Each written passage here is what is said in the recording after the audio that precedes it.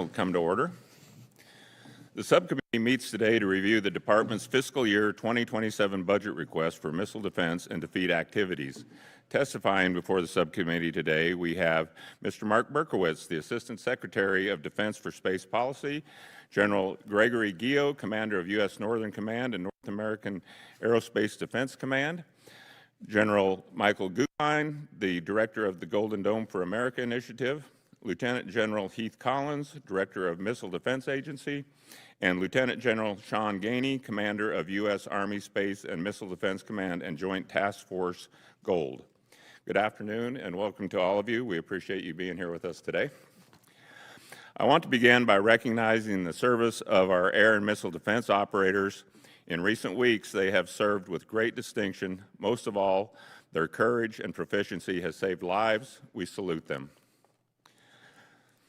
This is the first subcommittee hearing to be held since the President's budget request for upcoming fiscal year 2027 was released. While we continue to await programmatic details, I was pleased to see the top-line level reflects a strong investment in missile defense capabilities. Three areas are worth highlighting. First, the Missile Defense Agency's budget for research and development would grow substantially to over $12.3 billion, an increase of more than 50% since President Trump took office. This reflects a renewed focus on MDA's core mission of pursuing advanced technology development, which is long overdue. Second, this budget invests about $23 billion in the production of missile defense interceptors, which makes up almost half of the department's broader munitions acceleration initiative. While conflicts in Ukraine and the Middle East have proven the importance of magazine depth, funding for interceptor production has been inadequate for years. As production lines operate at or near minimum sustainable rates, our industrial base withered. Just 2 years ago, the previous administration proposed ending production of the Navy's SM-3 Block 1B interceptor. Congress rejected this decision and provided additional funding to continue its production, but were unable to address the root of the problem, an ever-growing gap between the munitions demands and the modern battlefield and the production capacity we are budgeting for. President Trump's 2027 budget represents the first serious effort to course correct and rebuild our nation's munitions production capacity. This is critical for our missile defense enterprise. Third, building upon the historic investment this committee made through last year's reconciliation bill, the 2027 budget seeks over $17.5 billion for the Golden Dome initiative to protect the homeland from air and missile defense threats. However, funding for both of these critical initiatives, interceptor procurement and Golden Dome, are part of the Department's $350 billion mandatory spending request, which depends on the outcome of a broader political process that is less predictable. As the budget landscape evolves in the weeks and months ahead, I hope our witnesses will continue to work with this committee to convey the importance of this funding and to clearly communicate the consequences that would come with failing to provide it. I also want to express my appreciation for the Department's effort to improve communication with this committee about its Golden Dome plans. Challenges remain, and overclassification will need to be addressed. However, the increased engagement from particularly General Gutwein and Mr. Berkowitz on this topic is welcome and deserves to be acknowledged. General Gainey, I understand that you will be retiring this summer after 36 years in uniform. We thank you and your family for all that you have done on behalf of our nation. And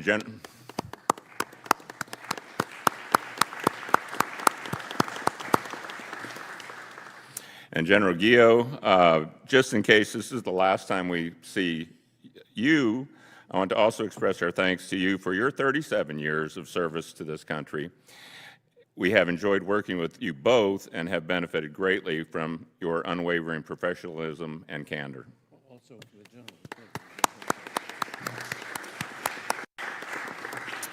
And with that, I now recognize the ranking member, Mr. Moulton, for his opening remarks. Well, thank you very much, Mr. Chairman. It's an honor to be here with all of you. And I want to start where you ended, which is to acknowledge that this is Lieutenant General Gainey's last hearing before the committee. And 36 years in uniform, in service, not just in your present role, but also as a director of the Joint Counter-UAS Office. You've helped save a lot of lives, and we're grateful for that. Missile defense has been front and center for the last 6 weeks as we have seen American missile defenses save the lives of an untold number of service members and civilians. But we also are plainly seeing its limitations. The hundreds of wounded service members and the families of the 7 Americans killed by enemy fire know these limits all too well. Missile defense is not impenetrable and never will be. It's an incredibly finite resource.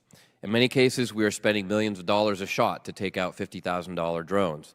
And most importantly, missile defense is not a strategy. Our president has chosen to spend down billions of dollars in years' worth of interceptor production. And with Iran now having locked down the strait, doubled oil prices, alienated our allies, strengthened China's hand, forced the president to remove oil sanctions against Russia and unbelievably against Iran itself, and with Iran today directly projecting more power against us and our allies than it ever has, all for the cost of ballistic missiles they will rebuild, even while they still have plenty to shoot at us, the president is now losing the war that he started. Missile defense will not absolve us of poor strategic choices, and it cannot prevent our adversaries from finding other ways to inflict harm. Every conversation about missile defense, both policy and programs, must acknowledge these limitations honestly. As you all know, I'm supportive of many investments in missile defense. There are many areas where there is strong consensus on this committee. We have made robust investments in sensing and tracking. We have helped mature the regional missile defense capabilities that are truly miracles of engineering and are saving lives in the Gulf today, Patriot, Aegis, and THAAD. And we are defending against the strategic threat posed by rogue nations such as North Korea, who may not be deterred by mutually assured destruction. I would add that we were doing that against Iran as well. But when it comes to the strategy, we continue to have serious disagreements. Many of us here with the administration and the vast majority of those who now sing Golden Dome's praises with themselves just hours before Trump announced his scheme. I've sat on this committee for years and have never heard a colleague, Republican or Democrat, advocate spending $500 billion on a system to protect us from ballistic missiles, but that will in fact probably be quite easy for our adversaries to engineer around before Mr. Trump announced this idea. Now, I understand that someone willing to take on the Pope in the image of Jesus Christ probably thinks himself a greater theorist of strategic deterrence than everyone else as well. But our job is not to blindly answer to the president. It is to ask tough questions on behalf of the American people. It is clear to me now that the reality does not match what President Trump has promised to the American people, an impenetrable shield, as he says, against all threats. So let me be clear, just like other promises the president has made, like how tariffs will not impact the cost of living, or that we do not need commerce that transits the Strait of Hormuz, Mr. Trump's version of Golden Dome is just not the truth. Experts from both sides of the aisle have admitted this. Both from a technical and fiscal perspective, it's impossible to defend all of the United States from any kind of threat that could be launched at us. As the Middle East shows, even the best missile defense is imperfect. Now, perhaps if we could have a debate about exactly what is envisioned for Golden Dome, we might be able to agree on the right answer, perhaps a more limited version of homeland missile defense. I will certainly be an advocate for more missile defense on the homeland than we have today. I would love to see many of the Patriot batteries defending foreign countries defending our own. We might even be able to agree that we shouldn't touch the underpinning of our strategic stability that has kept the world safe from nuclear war. That nuclear deterrence based on the concept of mutually assured destruction is a far better way to deal with Russian and Chinese nukes than trying to shoot them all down. But unfortunately, the administration has chosen to classify nearly everything when it comes to the architecture and cost of the system. And I have to assume that this is being done on purpose for Hegseth so that he does not have to own up to the fact that Golden Dome is yet again another lie by the president to the American people. It's convenient for him because he has no problem sharing classified information himself whenever he'd like to impress a friend. But as we continue to evaluate DoD's missile defense programs, I will continue to ask the hard questions. How will expanding U.S. missile defense today impact strategic stability tomorrow? Does it raise the incentive for our adversaries to strike first? We are already in an arms race. Will this accelerate? Do these choices make our nation and our world more or less safe? These are the questions and debates we must have on this subcommittee. It's the oversight we are constitutionally required to provide, not just with an eye to this year's budget and the NDAA, but with a view towards how our decisions will impact the world we leave for our children. Thank you, Mr. Chairman, and I yield back. I thank the gentleman for his opening remarks, and we'll now move to opening statements from our witnesses. I would note that your prepared statements will be made part of the record, but you will each have 5 minutes to make some opening remarks. I will start with Mr. Berkowitz and work our way down. So, Mr. Berkowitz, you're recognized for 5 minutes. Thank you. Chairman Deserlet, Ranking Member Moulton, and distinguished members of the committee, thank you for the opportunity to testify on the Department of War's missile defense and defeat programs and activities. It's an honor to appear with my colleagues, General Guillot, General Gutlein, Lieutenant General Collins, and Lieutenant General Gainey. America faces intensifying strategic competition in the security environment. The pace and scale of the threat is unprecedented. Our rivals are expanding, diversifying, and increasing the sophistication of their arsenals with respect to missiles and aerial weapons. They are integrating offensive strike and missile defense systems into joint operations to deny access and impose costs. By threatening America's safety, territorial integrity, and economic prosperity, rivals aim to undermine our political will, social cohesion and morale, and ability to protect power. President Trump is restoring American strength to meet these challenges and secure peace. He issued an executive order to field and operate the Golden Dome for America, a comprehensive next-generation defense against the most catastrophic threats facing the United States. The Golden Dome will protect our homeland, citizens, critical infrastructure, and second strike capability. The Department's highest priority, as directed by the President and the National Defense Strategy, is the defense of the U.S. homeland. The Golden Dome is the cornerstone of our homeland defense posture. It is a necessary and pragmatic response to the growing threat posed by ballistic, hypersonic, and advanced cruise missiles, as well as next-generation aerial weapons. Nuclear deterrence, complemented by the Golden Dome, remains the cornerstone of U.S. deterrence strategy. Today, our capability to defend the nation is limited, and its effectiveness is eroding against an increasingly advanced set of threats. The Golden Dome will rectify this by creating a layered defense in depth of the United States. It will defend against accidental, unauthorized, rogue, decapitation, and coercive attacks. In contrast to the current limited defense system consisting of a single layer of ground-based mid-course defense interceptors, multiple terrestrial and space-based defensive layers will complicate adversary attack planning and provide more engagement opportunities to destroy incoming threats. Combined with the prospect of U.S. retaliation, Golden Dome will strengthen deterrence by denying adversaries the ability to achieve their objectives through coercion or aggression. Moreover, it will save lives and limit damage should deterrence break down. The cost of the Golden Dome, while significant, is a necessary investment to protect assets of truly incalculable value, the lives of our citizens and the territorial integrity of our nation. The cost of failing to defend our homeland would be infinitely greater. China is our pacing competitor. We will deter China from a position of strength, not confrontation, with the denial defense along the first island chain. Our regional missile defense posture, centered on Aegis destroyers as well as terminal high-altitude area defense and Patriot batteries, provides a forward-deployed, layered, integrated air and missile defense network. As Operation Epic Fury underscores, regional missile defense is essential to protect and defend our forces, allies, and interests abroad. Our global alliances remain a strategic advantage if our allies invest properly in defense. The Department will continue to pursue opportunities for missile defense and defeat cooperation to increase burden sharing, capacity, and interoperability. We are also supercharging the U.S. defense industrial base by cutting bureaucratic red tape, empowering program leaders to take calculated risks, and leveraging private sector innovation. We must accelerate the delivery of critical missile defense and defeat capabilities at scale. In closing, with the continued support of Congress, the War Department will invest in the missile defense and defeat programs necessary to achieve peace through strength. Thank you, and I look forward to your questions. I thank the Honorable Berkowitz for his opening remarks, and we will now recognize General Guillot for 5 minutes. Chairman Deserlet, Ranking Member Moulton, and distinguished members of the subcommittee, thank you for the opportunity to appear today alongside this panel of outstanding partners and to represent the dedicated and disciplined men and women of the United States Northern Command and North American Aerospace Defense Command.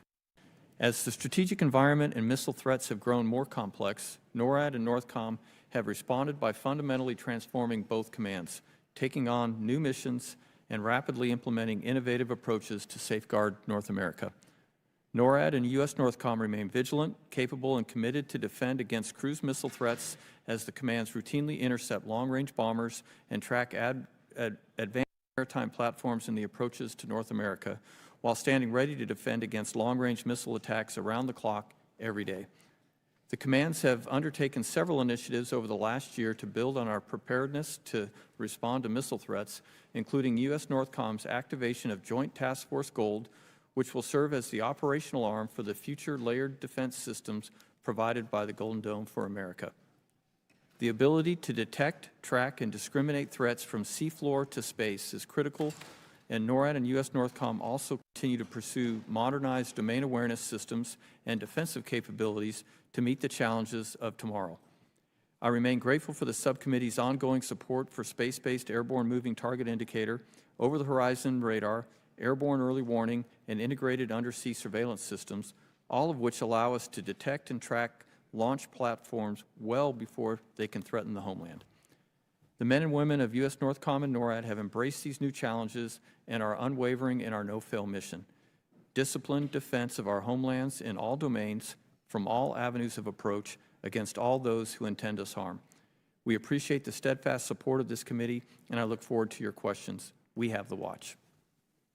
Thank you, General Gio. I now would turn to General Gutlein for his remarks. You're recognized for 5 minutes. Thank you, Chairman. Chairman Degelet, Ranking Member Moulton, and distinguished members of the subcommittee, thank you for the opportunity to report on the progress of Golden Dome for America. We are here today because the global strategic landscape has changed. For the first time in a generation, our nation's margin of safety has vanished. While we have been focused on the away game, our adversaries have been working around the clock to challenge us at home. And today, the homeland is exposed and relatively undefended. A new generation of advanced air and missile threats, unprecedented in their speed, numbers, and lethality, now holds the American homeland at risk. Our adversaries are not just expressing the intent, they are demonstrating the capability to threaten our families and our way of life. This threat is not theoretical. We see it unfolding in front of our own eyes every day on our televisions. It is real, it is growing, and we must meet it with American resolve. Today, Golden Dome for America is the administration's bold, decisive answer to this danger. It is the cornerstone of our strategy to rapidly improve the defensive equation of the homeland and to ensure peace through strength. This is not another weapon system. It is a layered, integrated shield designed to defend the homeland against a full spectrum of advanced threats. The vision is ambitious, but it is achievable. The foundational technology exists today, and we are moving with the utmost urgency to bring it to bear. Our strategy is built on speed, affordability, and partnerships. My priority is establishing a unified command and control network to link our existing battle-proven systems and field a credible defense now. Simultaneously, we are investing in next-generation technology to dramatically increase our defensive capacity and fundamentally drive down the cost per intercept for generations to come. Make no mistake, the greatest challenge here is not technical, it is organizational. Success requires forging unity of effort across the federal government. And as the Golden Dome Director, I have been granted unprecedented authorities to do just that. The leaders on this panel before you today represent this new way of doing business. We are all working as one team. NORTHCOM is my #1 customer. The Missile Defense Agency is integrating the architecture and delivering cutting-edge capabilities. The Army is building the operational framework, and policy is deterring our adversaries. In addition, we are transforming our relationship with the industrial base by innovative partnerships and prize-based competitions to unleash the full power of American innovation. Golden Dome is a generational investment in the security of our nation. It is a promise to the American people and a clear message to our adversaries that their reckless and aggressive actions will not go unanswered. With your continued support, we will deliver a defense that protects every American. We owe nothing less to our children and our children's children. Thank you, and I look forward to your questions. Thank you, General Gutlein. I will now recognize General Collins for 5 minutes. Thank you, Chairman. Good afternoon, Chairman Degelet, Ranking Member Moulton, distinguished members of the subcommittee. Thank you for this opportunity and for your continued support of this critical missile defense mission. Since its establishment in 2002, the Missile Defense Agency has developed, delivered, and sustained the missile defense system that has recently been used successfully in days and months of real-world combat. MDA has leveraged its extensive experience in integrating, testing, and delivering technologically advanced missile defense systems to deliver on its promises and commitments to our nation and provide the warfighter the battle-proven, lethal, and effective systems that have arguably saved thousands of lives in recent days. Today, MDA is pressing ahead to continue delivering the disruptive, lethal, resilient, agile, and affordable capabilities required for today and tomorrow for the defense of the U.S. homeland, our deployed forces, and our international partners. MDA is renewing its focus on delivering cutting-edge capabilities across the air, land, sea, and space domains. With the ongoing transition and transfer of proven missile defense systems to the services, MDA will invest less in sustainment and upgrades and operational support of missile defense sensors, interceptors, and platforms, and invest more purposefully in the development, integration, and testing of breakthrough technologies and foundational missile defense capabilities. MDA will continue to develop and test system elements, components, and technologies for what we are calling Missile Defense System Next. And it will continue to operate as a system of systems integrator for the Homeland Defense architecture developed and delivered by the Office of the Golden Dome for America. MDA and GDA are operating in lockstep to deliver the critical capabilities required to defend our homeland and our nation's interests. This afternoon, I would also like to honor those who paid the ultimate price in the service of our country and thank those warfighters, civilians, and contractor professionals who operate the missile defense system around the clock today. They all make us very proud. I greatly appreciate the committee's steadfast support for Missile Defense Agency and your commitment to providing the resources necessary to execute the missile defense mission. Thank you. I look forward to answering your questions. Thank you, General Collins. And last but not least, I recognize General Gainey for his opening remarks. Thank you, Chairman. Chairman Desjardins, Ranking Member Moulton, and distinguished guests of this subcommittee. I am honored to testify on behalf of nearly 12,500 men and women of the United States Army Space and Missile Defense Command, of which 2,500 are currently deployed. These professionals provide credible combat capabilities so important to our national defense. I am so proud of our space and missile defense formations who continue to fight a complex threat while innovating in real time. We are living transformation in contact. I am honored to represent them, and I thank you for your unwavering support for them and their families. You have already heard much about the dramatic evolving threat. It's clear we have entered a new air and missile age. Our adversaries are investing in advanced long-range air and missile strikes and space-based interdiction capabilities in hopes of holding our homeland at risk and preventing Americans from pursuing our interests abroad. In response to this change in threat, the Army has invested into Space and Missile Defense Command, adding 2 division-sized organizations under the command, the 32nd and 263rd Army Air and Missile Defense Command. As a warfighting headquarters, we provide global-ready forces to deter aggression, execute part of the joint force, and defend our homeland against aerial threats. The effectiveness of our forces have been pivotal to success in recent operations. Here we clearly see space and air and missile defense as a decisive enabler of the modern combat. Even in contact, we are continuously transforming into a more mobile and lethal force. My technical center is pushing the boundaries of distributed aperture and small form factor counter space technology. Right in step with them, my Space and Missile Defense Center of Excellence transformed technical innovation into unit-based transformation, designing formations, formulating training, and supporting units to consolidate innovative gains in applications against real threats. Meanwhile, Joint Task Force Gold, activated in January, has transformed to serve as the operational arm to NORTHCOM's integrated air and missile defense enterprise, working closely with the Golden Dome program management team to align all domain defensive capabilities within command requirements. Together, our one team is strengthening the profession across many disciplines, whether that is my Army Astronaut Detachment's central role in America's return to the moon, or my Space and Missile Defense Command Schoolhouse training 10,000 students annually to dominate the fight in space from the ground. SMDC and JTF Gold deliver value where it matters most. And finally, as the Army Air Defense Enterprise Integrator, I would be remiss if I did not highlight the continuous strain on our Army Air and Missile Defense Force that is the most deployed force in the Army. We ask so much of our air and missile defense forces, and I'm truly amazed at how they and their families respond every time they're called. The Army leadership has responded with MOS recruiting flexibility through the 14 Uniform MOS program and added critical skill bonuses, increasing training opportunities and built-in station of choice initiatives, significantly improving accessions.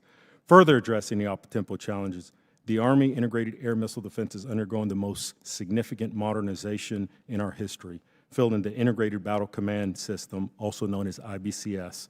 This will fundamentally change the way sensors and shooters are integrated across the battlefield, increasing capacity and depth in achieving an outsized effect.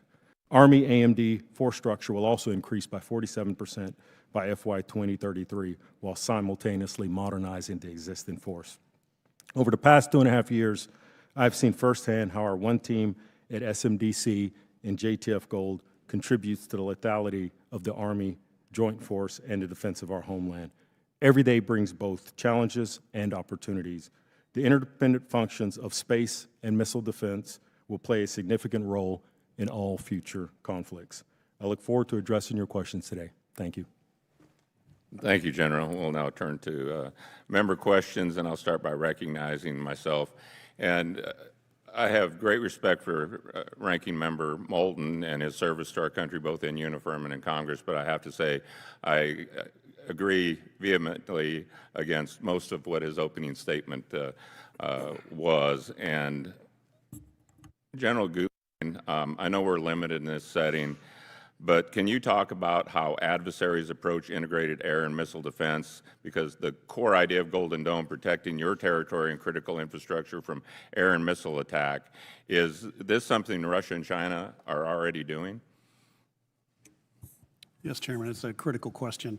Our near-peer adversaries do integrate their air and missile defenses and are providing a pretty significant air defense capability over their cities and over their key infrastructure. General Collins, do you have anything to add on adversary missile defense capabilities? So really just to duplicate what General Gutlein has said, our adversaries are seeing the utility of missile defense into staying in the fight as well, and they continue to pursue and proliferate layered missile defense as well to counter our activities. And Honorable Berkowitz, prior to the President's executive order creating Golden Dome, U.S. missile defense policy when it came to defending the homeland was limited to threat posed by rogue nations and accidental launches. Did Russia or China show similar restraint from policy perspective in their approach to missile defense? No, Chairman, they did not. Their policy has long been to not use societal vulnerability, certainly not their societal vulnerability as the basis for strategic stability. They have always pursued a comprehensive homeland missile defense. Yes, sir. Either other generals have anything to add to that? General Gainey or no? Okay. General Gutlein, how do you see the relationship between the investments we're making in space-based interceptors and ground-based capabilities like NGI program? I know when it comes to missile defense, there's always a temptation to gravitate towards the most ambitious capability and mistakenly mistake complementary systems as being duplicative. So developing SBIs doesn't mean we can abandon the NGI program, does it? No, Chairman, it does not. We, as a nation, have traditionally piled a lot of requirements on individual weapon systems, expecting the individual weapon system to do all the heavy lifting. For integrated air and missile defense, we actually need a layered, multi-domain, distributed architecture to make sure we do not have any exploitable holes. So all of those systems that you talked about, next generation interceptor gets after the ground layer, space gets after the boost phase intercept and mid-course, and then we need additional layers with the maritime and with the sea to guarantee that we have no exploitable holes. Yes, sir. General Guillot, you're the warfighter, and right now you're relying on some effective but aging ground-based interceptors. How important is it that we replace these systems with NGI?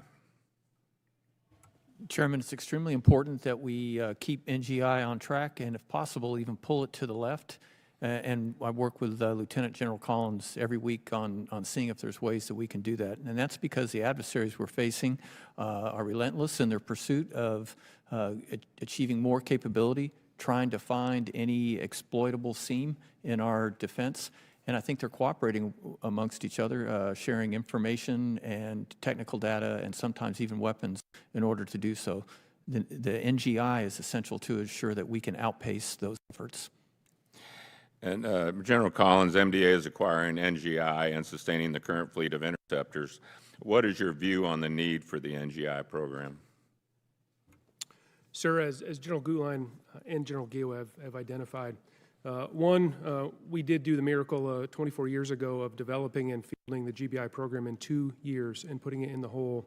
Since that time, for 22 years, that's been the sole defense mechanism for the United States.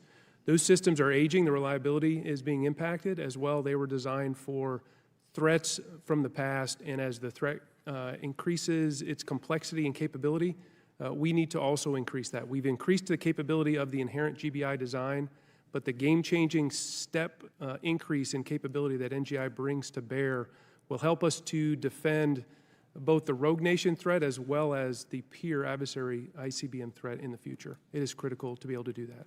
Okay. Well, my time is about expired, but I look forward to the closed setting where we can do a deeper dive on a lot of these issues, and we'll certainly have more questions there.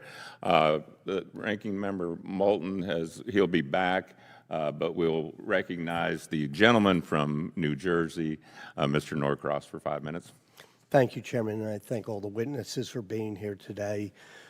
Talk about what is, by any measure, an incredible vision to try to keep our country safe from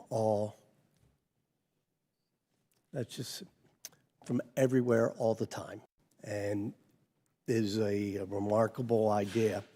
Certainly it's going to be tough, and many discussions on the actual nuts and bolts of it. But I just want to talk about the cyber threats, which can interrupt any of our systems potentially.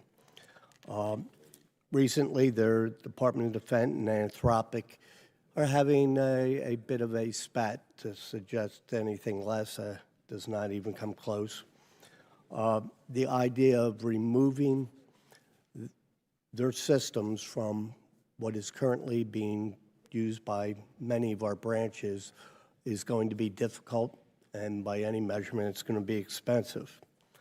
The idea that Anthropic talked about the Claude Mythos, this new system that they were so concerned they are not releasing it, but to Project Glasswing.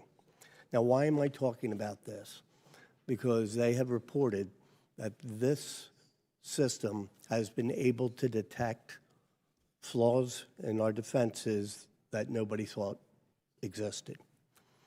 So there is currently designation of Anthropic as supply chain risk, and the DoD has designated Anthropic for all our military to remove whatever piece they have within 180 days.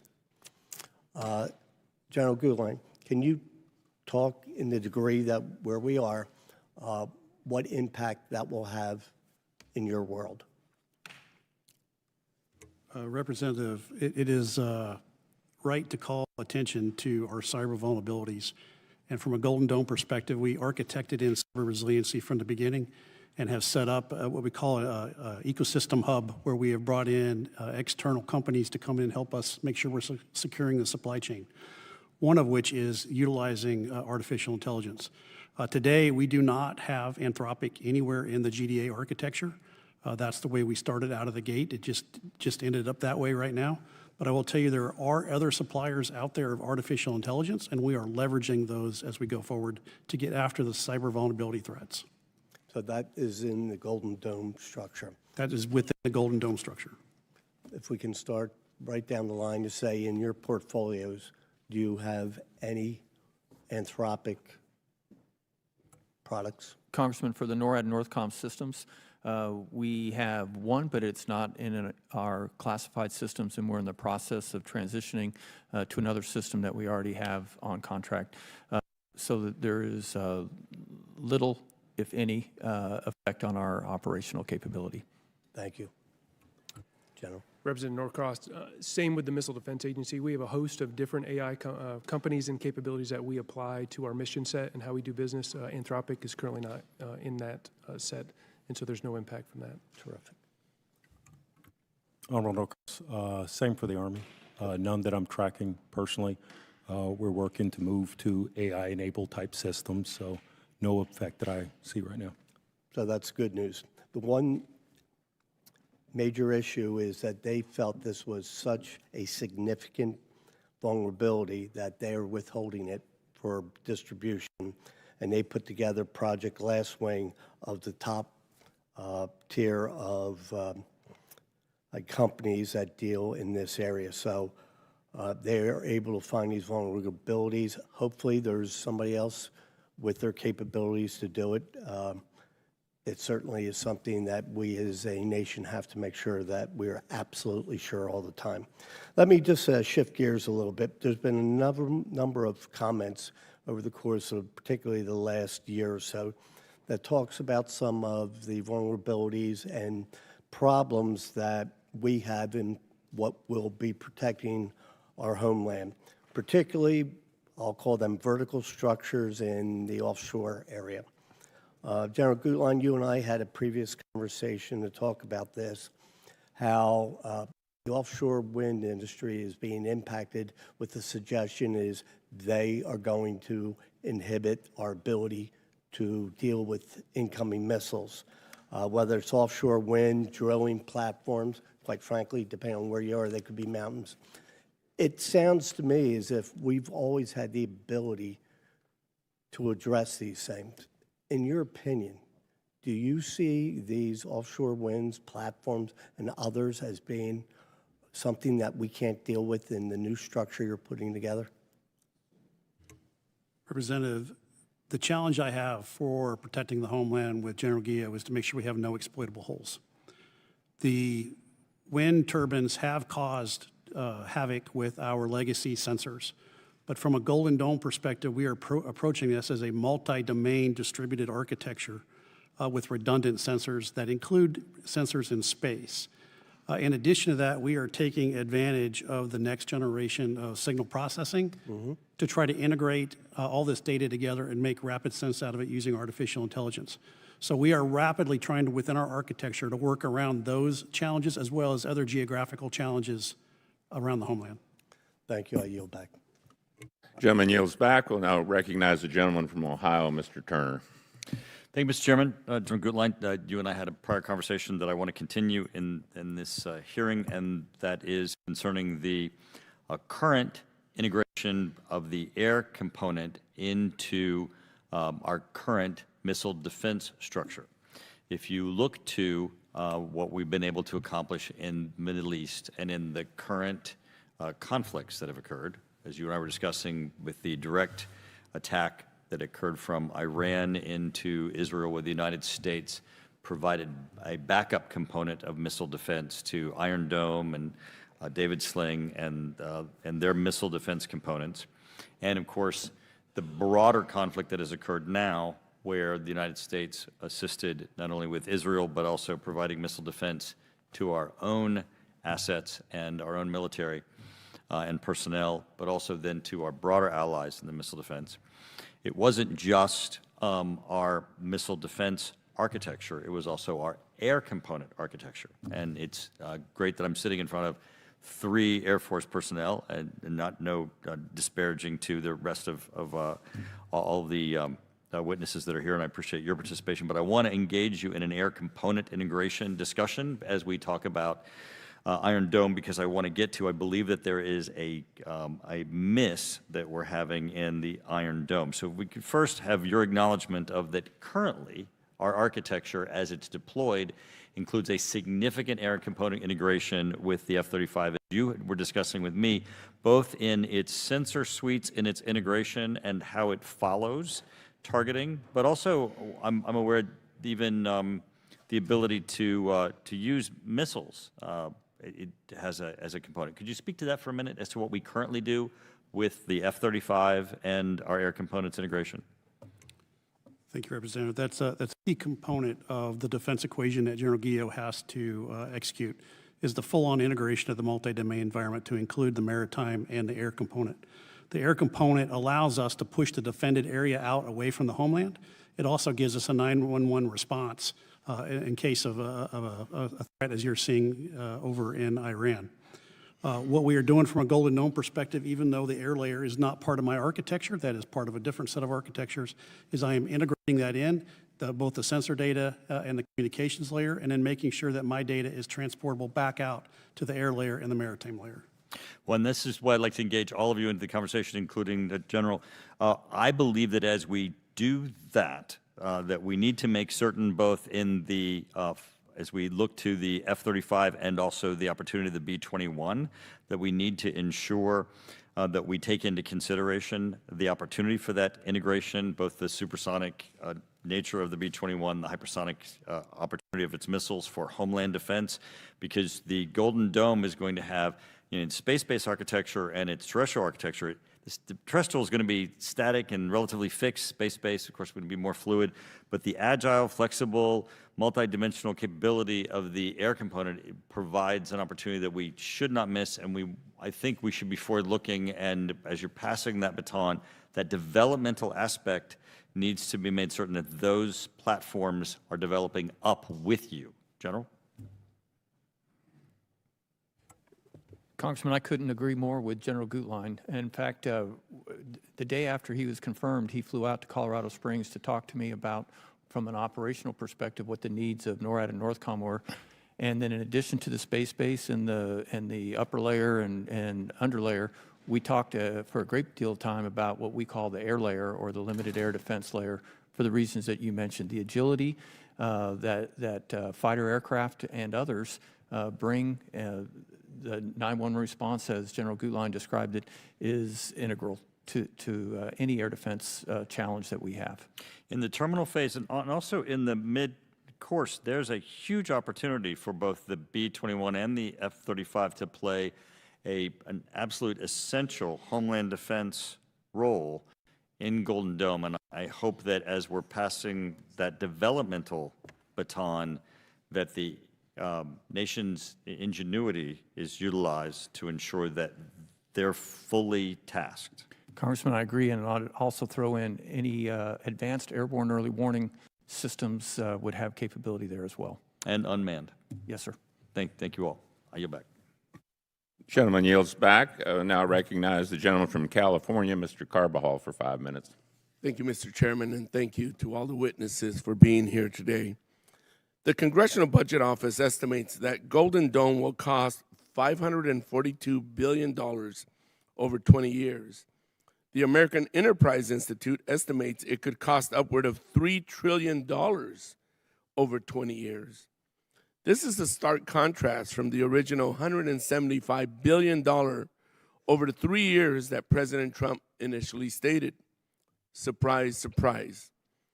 General Gutlein, I want to first thank you for the great work you've done to make the defense industrial base more resilient and diversifying our supply chains. Now the question, what do you think the cost of Golden Dome will be?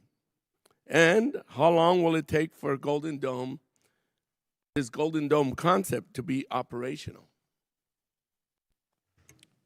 Thank you, Representative. We are going to deliver an operational capability by the summer of ·28 that will be able to protect the homeland against a variety of threats. The ultimate objective architecture is going to be $185 billion. That's $175 billion as identified by the President of the United States, and an additional $10 billion to accelerate some space capabilities that were not originally part of our architecture. When we start talking about the different cost estimates, the first thing I always say is, first of all, they're not estimating what I'm building. They are estimating the modernization and the continuization of the legacy systems that we already have. And they just take the cost of a legacy system and they multiply it out, and they get these really large numbers, and they say, well, that must be it. That is not what Golden Dome is doing. Golden Dome is doing business differently. We have different set of authorities, different set of acquisition strategies that we're following. We're disaggregating architecture, automating, and bringing to bear artificial intelligence, and we are laser focused on affordability. So the difference in the architectures is they are just not estimating what I am building. Well, it sure would be good to get that estimation, that list you have, if not in open, in classified settings so that we could see it. Because to my understanding, we have not seen that whatsoever. So it'd be great to see that at some point. And I hope you're right. I hope we don't play this video and interaction in the summer of 28 and hear something different. So I'm going to hold you to that. General Collins and General Guillot, as Golden Dome is being built, do you think it is safe to assume our adversaries are taking note and designing capabilities to defeat Golden Dome? Congressman, I think they are taking note. Their history of doing that is well noted, but they already were anyway. Before we started building Golden Dome, they're already trying to design systems that would exploit the capabilities that we have, and so I'm not at all surprised by that. Thank you. General Collins? I agree with General Guillot. We've seen throughout history as we built a missile defense system, the adversaries immediately trying to counter it, and we've seen that time and again in those evolutions of capability. And the systems that we're seeing fielded and demonstrated in Ukraine, in Iran today, even day-to-day changes in Iran, they show that they're a learning organization, always trying to defeat our systems as best they can. So whatever we continue to pursue and make, they will continually look to defeat it. Thank you. General Gutlein, is there a possibility that when Golden Dome is finally operational, it will already be outdated or unable to defend against new capabilities deployed by our adversaries? The architecture that we're building is a very flexible, open architecture systems design, system of systems type architecture, so that we can continuously modernize it as the threat continues to mature. It is not a static architecture, so we will continue to upgrade along the way to get after the threat. Thank you. Mr. Berkowitz, space capabilities are integral to our joint forces. Space-based interceptors are the keystone of the Golden Dome architecture. Understanding the fact that both Russia and the PRC are developing anti-satellite weapons, does the deployment of space-based interceptors have the potential to increase the likelihood that our adversaries will preemptively target space assets, degrading communications and missile defense simultaneously, to make that constellation inoperable? Thank you for the question, Representative. I think this is a very important point to make, so I appreciate the opportunity.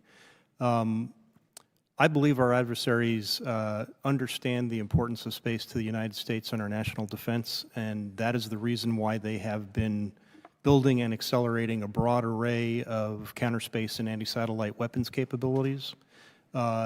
They've been doing so long before the President ever announced the Golden Dome for America, or the fact that we would have a space layer as part of the overall multi-layered defense system. It's incumbent upon the United States and our armed forces to make sure that we can protect and defend our interests in space. And as the President has directed in his executive order in assuring American space superiority, we, the Department of War, are directed to ensure that we can detect, counter, and characterize, and counter all threats to our interests in space, including the placement of nuclear weapons in orbit. So we are very assiduously looking at those threats, evaluating them, and determining a broad range of options to provide to the Secretary and to the President to ensure that we can protect all of our interests in space, including the space layer of the Golden Dome for America. Thank you. I yield back, Mr. Chair. Thank you. Gentleman yields back. Now pleased to recognize the gentleman from Nebraska, General Bacon. Thank you, Chairman. Thank you to all 5 of you for being here. I appreciate your leadership and your service and your hard work. I want to give a special shout out to General Guillot. He was the 55th Wing Commander, 2 times removed from me. So anyway, thank you for being here. Iran has fired well over 1,000 ballistic missiles and several thousand rudimentary cruise missiles in recent weeks. Based on a standard shot doctrine, defending against the ballistic portion of that threat alone would require more than 3,000 interceptors. Yet today, U.S. annual production is roughly 650 Patriot PAC-3 interceptors and fewer than 100 THAAD interceptors. Even though both lines have announced plans to surge to higher rates closer to 2030. Couple that with foreign military sales that have not been fulfilled, we have a serious problem. I know the Deputy Secretary has led an effort to accelerate munitions production, and the budget requests tens of billions to expand interceptor production. Can each of you talk about the importance of this effort for your mission areas and the need for Congress to provide this funding to improve what we're doing? I'll start with General Guillot. Congressman, thanks for having the 55th in great shape before I got there. I should give all the credit to you. Having the right stockpiles gives us flexibility, and also gives us a hedge against the adversary that we spoke of a moment ago that is always trying to increase their capability, finding new countermeasures, new ways to try to trick, defeat, or find a seam in our systems. Therefore, it's not always a one-to-one shot ratio, and having the required number of interceptors or defeat mechanisms plus some gives us that flexibility that I think we will need in any future fight. Joe Gutlein. Thank you, Representative Bacon. As you know, we have optimized our entire industrial base for efficiency at the expense of capacity and scale. We have a relatively shallow supplier base, and so what we have been doing is working with Secretary Feinberg to rapidly expand the industrial base, to give out multi-year contracts and start finding alternative suppliers to increase our munitions production going forward. So that's one of the lessons learned that we have brought forward.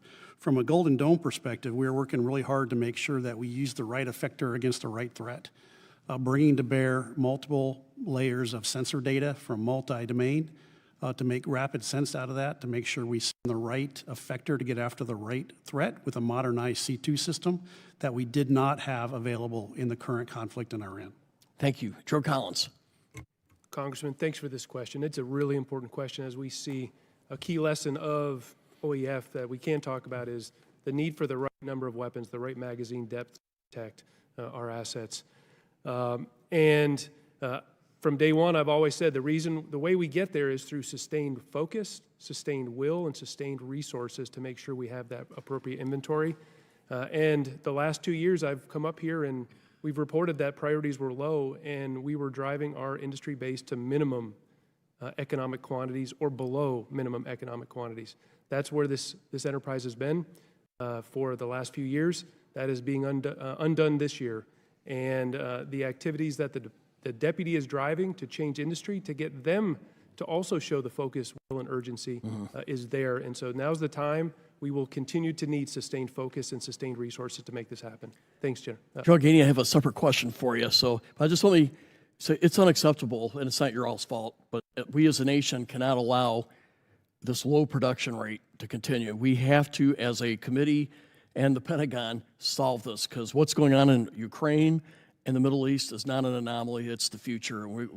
So we got to raise our game on production. General Gainey, I got a question for you, sir. JTF Gold has transitioned from a coordination-focused standing task force to a fully war-ready, high-ops tempo command operating continuously to defend U.S. airspace. To add the conflict in Iran has prompted a sustained high-alert posture. General Gainey, can you talk about how you're managing the stress on your force given the high operational demand they're facing? We're here, it's stressful. Yes, Representative Bacon, thanks for that question.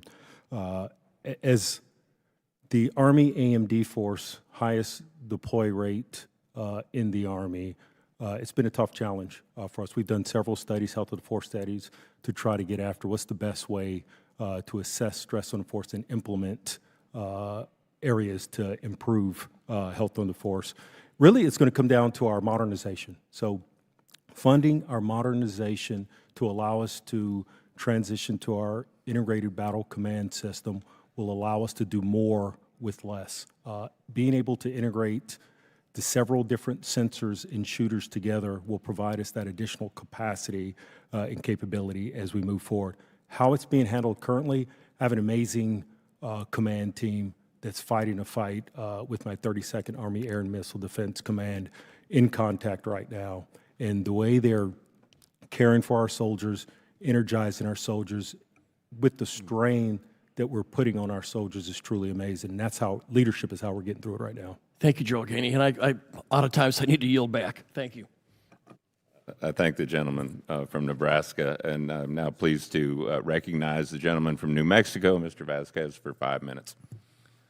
Thank you, Mr. Chairman. Thank you to our witnesses for being here today.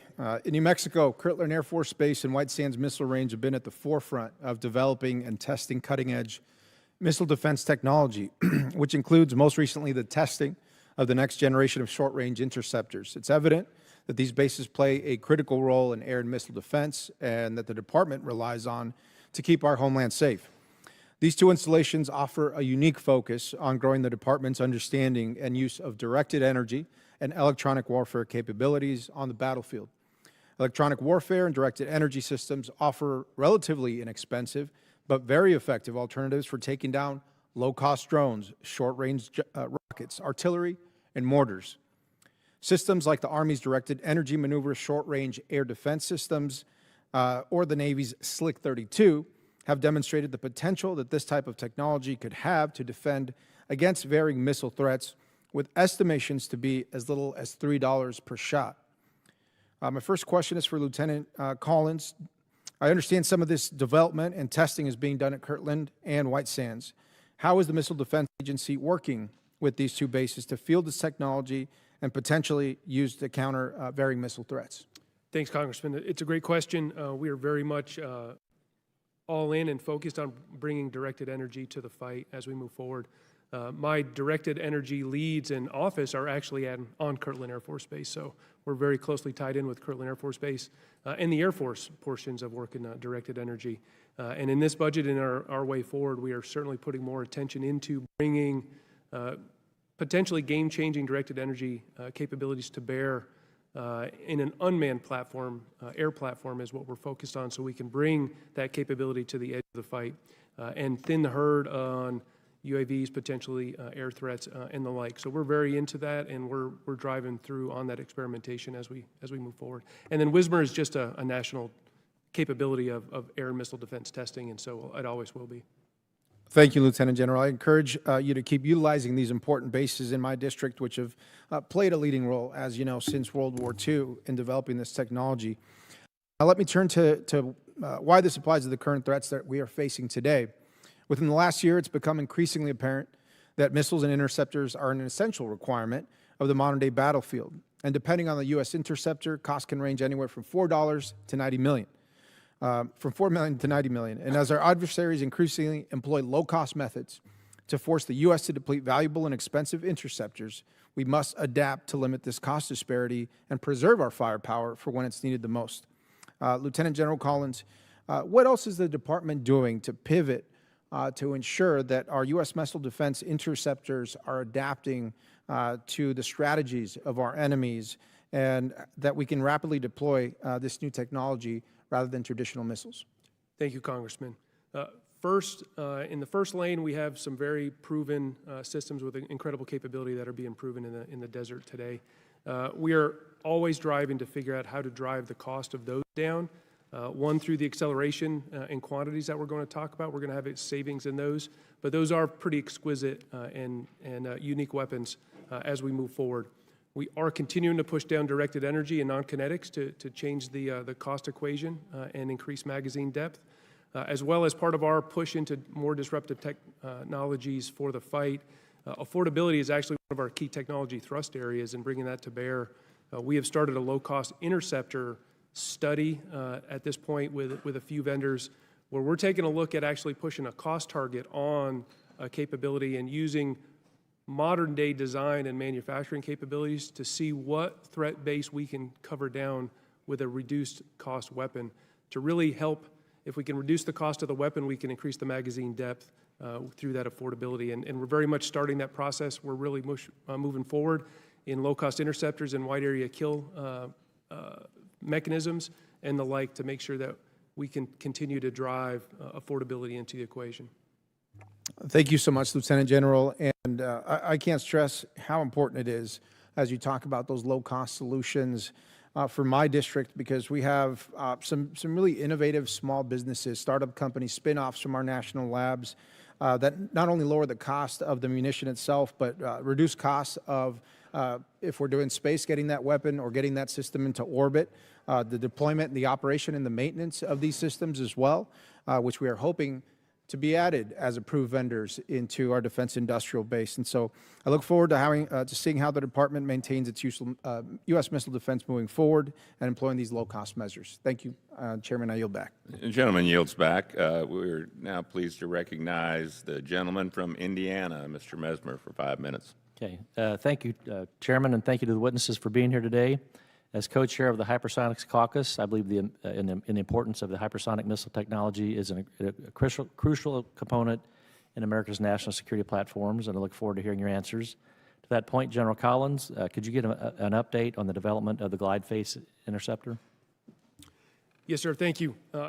As a reminder, glide phase interceptor really is the future of hypersonic missile defense for the nation. Today, we have terminal defense capabilities only, i.e., at the very end game, defense capabilities against hypersonic missile targets. GPI will bring a capability to reach out and give you an additional layer of capability to help thin the herd, increase your performance against that really tough threat. The GPI program last year reported due to funding priorities, we were delaying the program. This year, we are actually accelerating that program with partial reconciliation money, which was just reported this past week that we've put that reconciliation money on contract.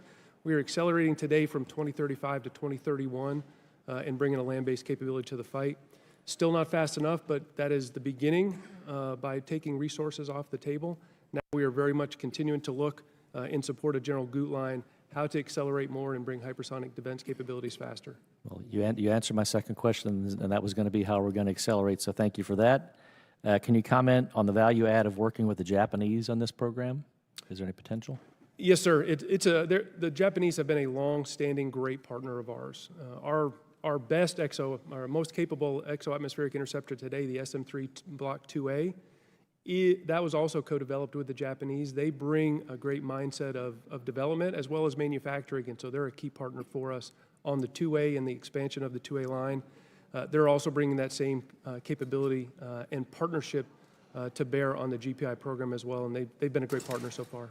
Okay. Is there room for more U.S.-Japanese hypersonic joint development and production? I believe there could be. Yes, sir. Okay.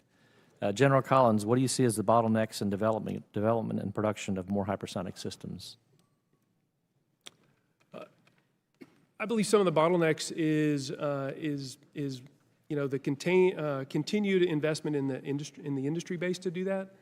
Even before I was at MDA, I was in the Air Force buying hypersonic weapons, and there was a very small, some of them maybe mom and pop garage manufacturers of some of those components. I think sustained focus, sustained resources to really streamline out the production and manufacturing of hypersonics, to take it from S&T, mom and pop, to no kidding frontline industry manufacturing is really required. We're beginning to do that with our planning for GPI and some of the other offensive hypersonic weapons. We need to continue to do that so that we're not relying on one or two very small entities to scale.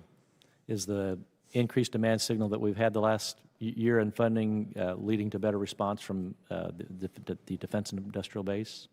I believe, sir. Sir, I'm not actually in the middle of an active production line for hypersonic weapons. GPI will be there in a few years, but I know how we've been engaging industry across the enterprise for the munitions acceleration activities has really changed how we engage with industry and how industry engages with us, and so it's been a very positive effort.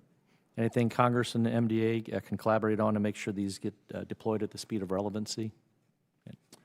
Yes, sir. I think I've said it maybe 3 times. I'll say it a fourth. I think the continued support, the continued focus, the continued resources to help us continue to push those programs forward is absolutely critical. Perfect. Thank you. General Gutlein, thank you for your update on Golden Dome program last week. As the House side lead on the Golden Dome Act, I'm a big supporter of getting this program in the field, on schedule, and on budget, and would like you maybe highlight a potential hypersonic and ballistic tracking space sensor as it could serve in the Golden Dome architecture, and specifically as it pertains to hypersonic and ballistic missile defense. Yes, Representative.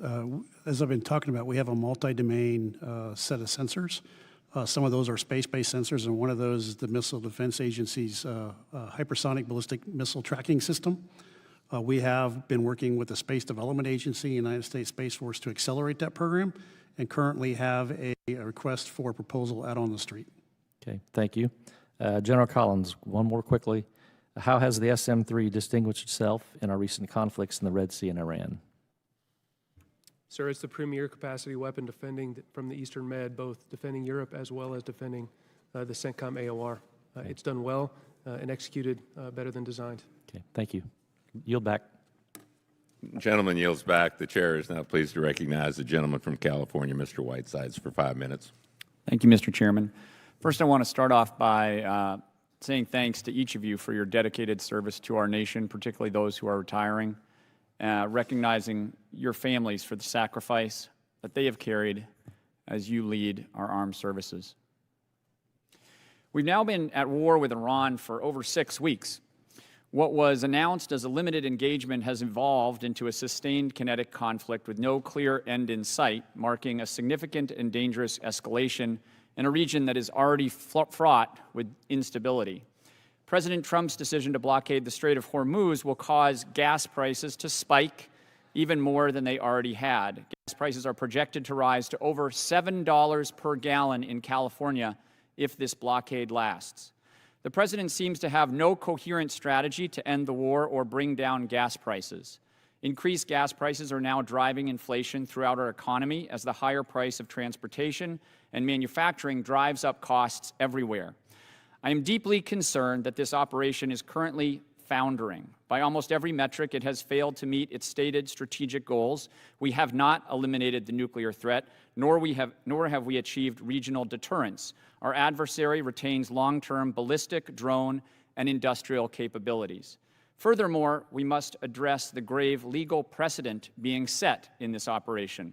The administration continues to prosecute a high-intensity conflict, a war, without a formal declaration of war from Congress. This is a direct violation of our constitutional framework and an end run around the War Powers Resolution, denying the American people a voice through their elected representatives. Finally, we must confront the alarming rate at which we are burning through our munition stockpiles. Our current expenditure is unsustainable, particularly regarding our inventory of interceptors. By exhausting these sophisticated, long lead time assets in this theater, we are rapidly hollowing out our own domestic defenses and leaving our forces vulnerable to other global contingencies. We cannot afford to compromise our long-term national security for an operation that lacks both a legal mandate and a clear path to victory. General Gutlein, can you share with us what is the impact on price and timeline to Golden Dome deployment from the war in Iran?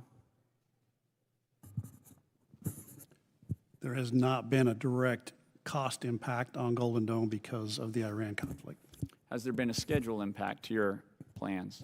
No, Congressman, there is not. Okay.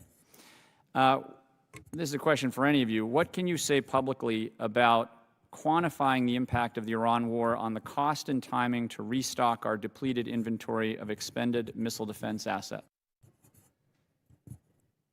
General Collins. Representative, thank you for the question. From a cost impact, I can't really, other than we're having to buy additional rounds to replenish those, then the cost of those are there. Really, the impact is being superseded by what the deputy had already started last year, the munitions acceleration work and the effort. He had already identified the need to maximize all of our production across both the defensive as well as offensive weapon portfolios, and began that work to drive that forward and bring that capability to bear. The work being done now, it will take some time to see the benefit of that. These weapons do take years to come to fruition. But starting it last year, as he did, the sooner you start, the sooner you finish, and you start seeing those rounds come to bear. The weapons expended in the last 6 weeks will certainly drive us. It'll take that amount of time to get those rounds back to replenish, as it's going to get those production lines. All of those weapons do have active production lines, so we are every day producing weapons to replenish those, but it will take a number of years to replenish. Do you have an estimate of the number of years? No, sir, not at this time. Is there a way that you could provide the committee with an estimate? Yes, we can. Okay. Do you know what time frame you might be able to provide that estimate? It should be in the matter of weeks. In weeks? Yes. Okay. Thanks. I yield back, Mr. Chairman. I thank the gentleman for yielding, and I now recognize the gentleman from Wisconsin, Mr. Van Orden. Thank you, Mr. Chairman. I want to double tap real quick with General Gio, or excuse me, with General Gutlein about the production capacity of what's going on here. Do we really actually have a plan that's laid out and phased so that we can have enough interceptors to perform the functions of Golden Dome? Yes, Representative, we do. There are risks in that plan, but we have identified a schedule of deliveries of when we would need those various sensors, various munitions, effectors, et cetera. Okay, excellent. So I've noticed, I'm very observant, that you look a little different from the other two folks sitting next to you in blue. Can you tell me why that is, sir? United States Space Force. You're in sir. Space Force, aren't you? But 31 years in the Air Force. Okay. Well, okay, I feel the necessity to clear up some things.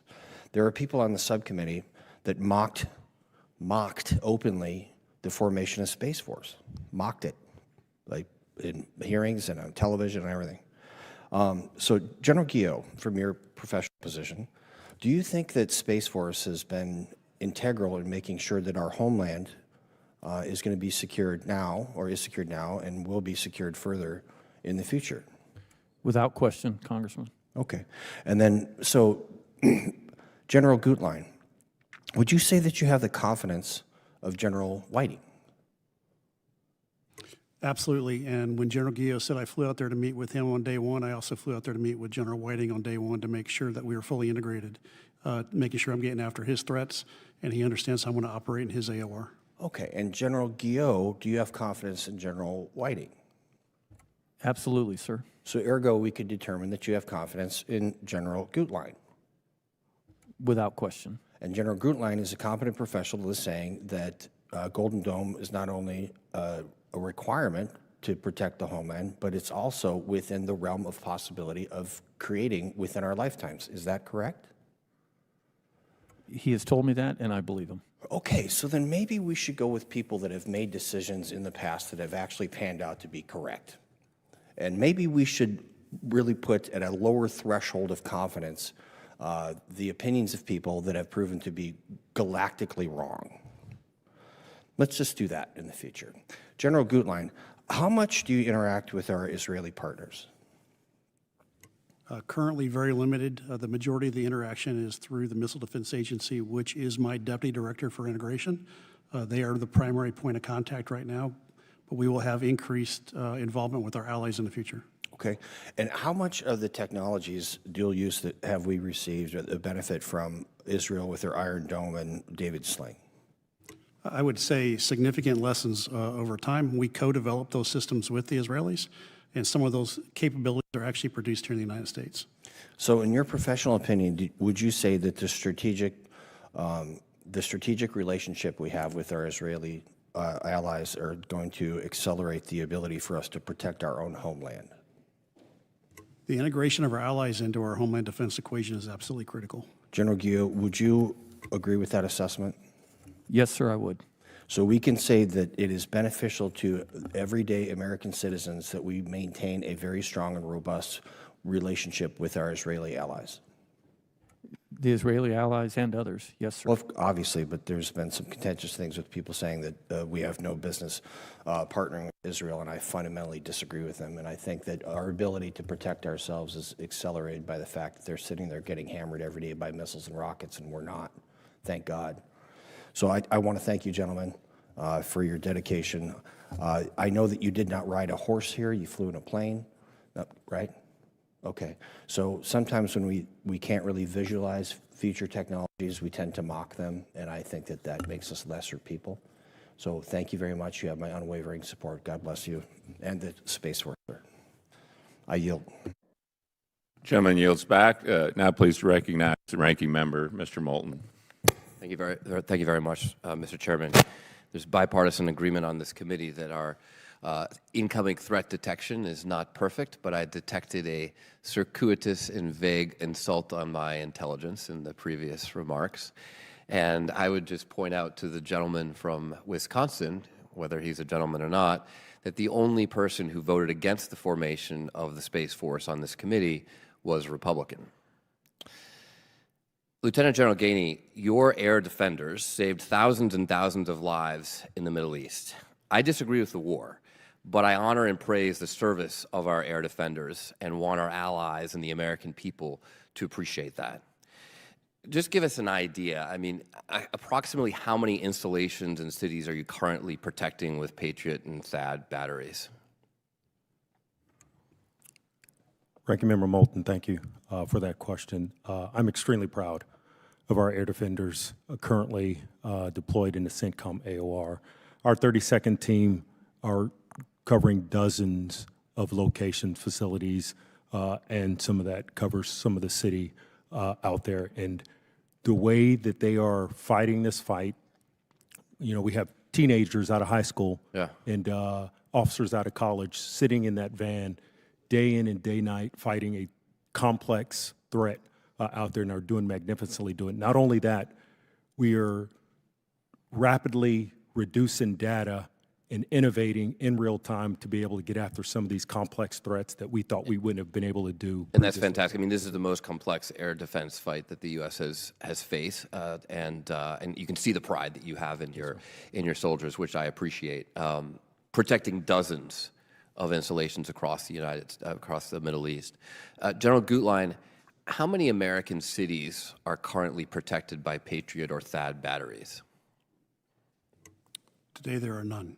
Today there are none. So we're protecting dozens of installations in cities in the Middle East, but we're not protecting any American cities with these assets. Does that concern you? Congressman, I'm very concerned about the Homeland Defense equation. We are vulnerable to a numerous array of threats that Golden Dome is being designed to get after. We have traditionally focused on the intercontinental ballistic missile threat and have not really thought enough about the cruise missile, the hypersonic missile, the ballistic missiles from air or from sea, nor now what we're seeing the expanding counter-UAS threat. So we do need to expand our defense equation. I totally agree. But if Golden Dome is such a priority, then why are we expending so many Patriot and THAAD missiles at millions of dollars a copy in the Middle East when we have not a single American city, not even the capital city of Washington, D.C., protected here at home? Congressman, we are changing the defense equation of the homeland to get after those threats. Traditionally, we relied on Well, I'm just saying, like, we didn't have to start this war. So if we wanted to change this equation and it was so urgent, then why are we not putting these batteries here at home rather than starting a war of choice in the Middle East that's eating up so much of our inventory? Congressman, my focus is on homeland defense. I cannot answer to the overseas conflict. Okay. Mr. Berkowitz, in General Gutlein's opening statement, he makes a policy assertion that Golden Dome forces our adversaries to question whether an attack could ever succeed, making them less likely to threaten or attack the United States in the first place. How have we seen that theory either sort of supported by current events in Iran?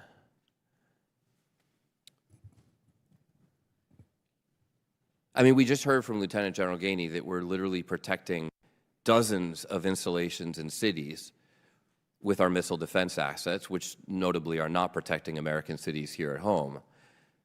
But Iran has just shot more drones and ballistic missiles at us and our Gulf allies than they ever have before.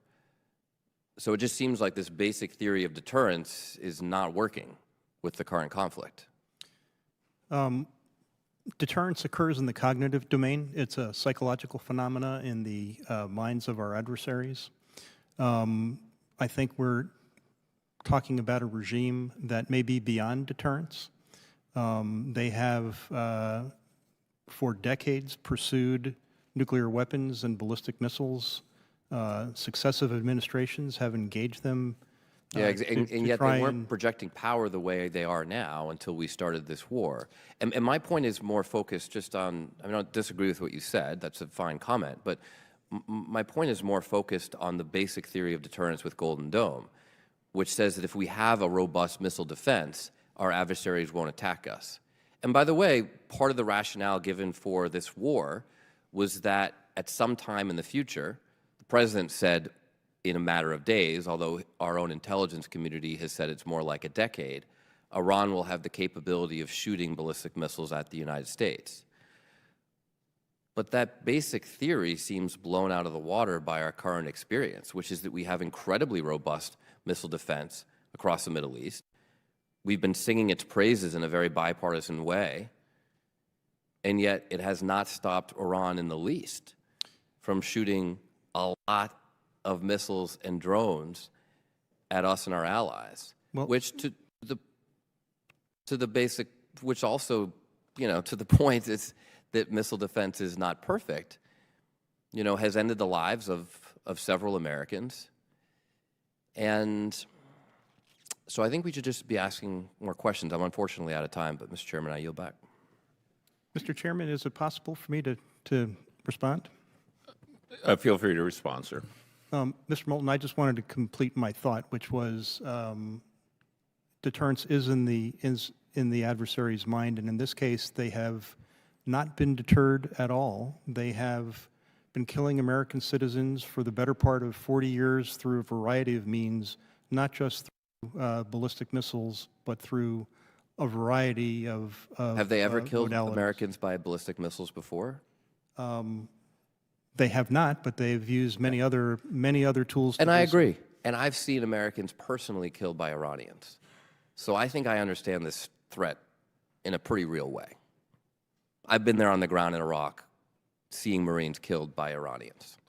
So I get that. I want to defeat them. I want to win. I would like to be buying more interceptors.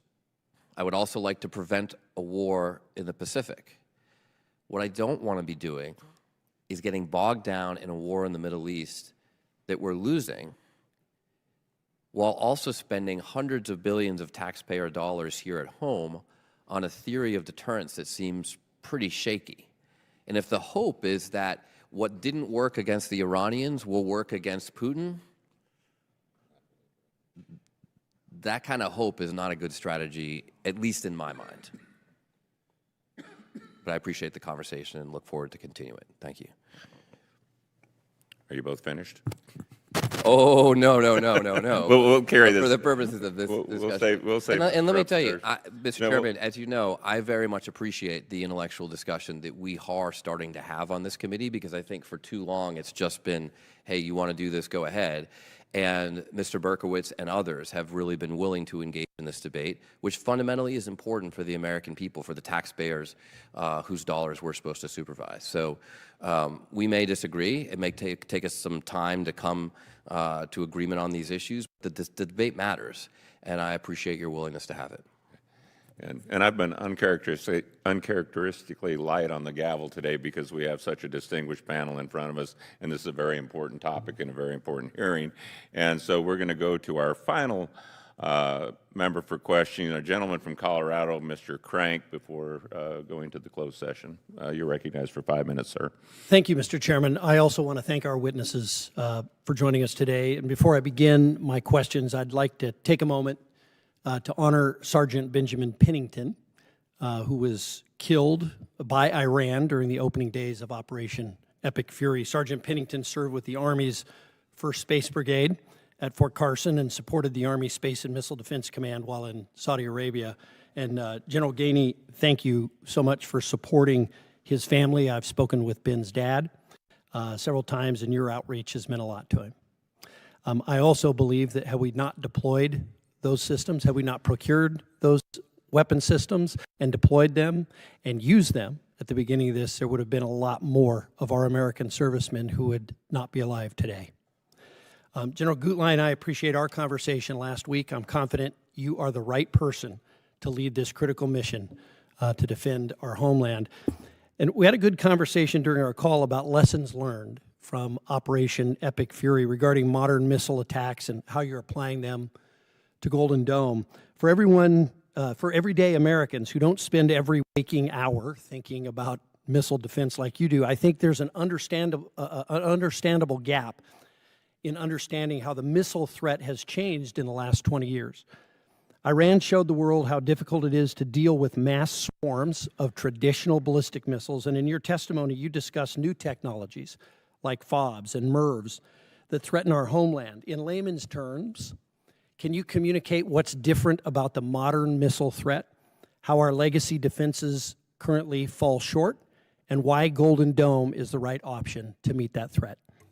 Yes, Representative Cannon, it's a very fundamental question of why we need Golden Dome. We have traditionally relied on our oceans to have take the away game to the enemy. While we have been focusing on the away game, they've been focusing on holding the homeland at risk, and not worse yet, they've also become very capable at it. They've increased their arsenal both in range and lethality, and now even in maneuverability, which makes these exceptionally challenging threats to get after. What we are seeing in Iran is proof that these threats have been modernizing. They are becoming more lethal.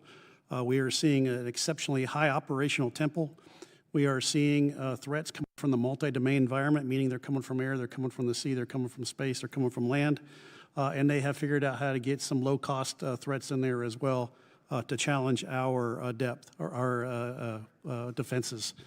This is driving a demand for increased magazine depth and a demand for lower-cost solutions to get after these effectors. And that's what Golden Dome is focusing on, is how to change that defense equation. And we're doing that through partnerships with industry, partnerships with academia, and partnerships with the national labs. You know, boost phase intercept is a particularly challenging aspect, of course, of Golden Dome, as it requires much shorter decision timelines for the warfighters. How are you addressing that challenge? It is an incredible challenge that is going to be incredibly difficult. However, I do believe that the technology exists to get after that threat today, and we believe we can solve it. What we do not know today is, can I do it at scale and can I do it affordably? That's going to be the huge challenge for boost phase intercept. I will tell you, because we are so focused on affordability, if we cannot do it affordable, we will not go into production. And that's something that others have not understood. Because we are looking at the threats from a multi-domain perspective to make sure I have redundant capabilities and I don't have single points of failure. So if boost phase intercept from space is not affordable and scalable, we will not produce it because we have other options to get after it. And then finally, you're working under a pretty tight timeline to address the threat and meet the president's objectives. How are you leveraging your existing authorities, and what regulatory barriers may need to be removed to help you meet your deadline? Yes, sir. The authorities have really allowed us to gain unity of effort across the joint services, the military services departments, and as well as the agencies, but also across the rest of the federal government to make sure that we're all getting after the same thing simultaneously. I have acquisition authority, I have contracting authority, I have budget authority, I have classification authority. I have all the authorities I need to be successful, and that has allowed us to build those partnerships to get after the threats in new and innovative ways. Well, just wrapping up, thank you all for your service to our country. I don't think the American people generally understand this threat that's out there. They just don't think about it every day. Thank God we have folks like you who have dedicated your careers and think about it every day. And I told you this, General Gutlein, before, you know, someday you and all of you will look back, your grandkids will look back and thank you for the great work that you did on this. Thank you very much. You're back. Gentleman yields back, and I'd like to thank all of our witnesses today for their excellent testimony and answers, and also our committee members for their very thoughtful and timely questions. This will end the open session of the hearing, and we'll take a brief comfort break and meet up in 2337 in 5 to 10 minutes. This hearing is adjourned.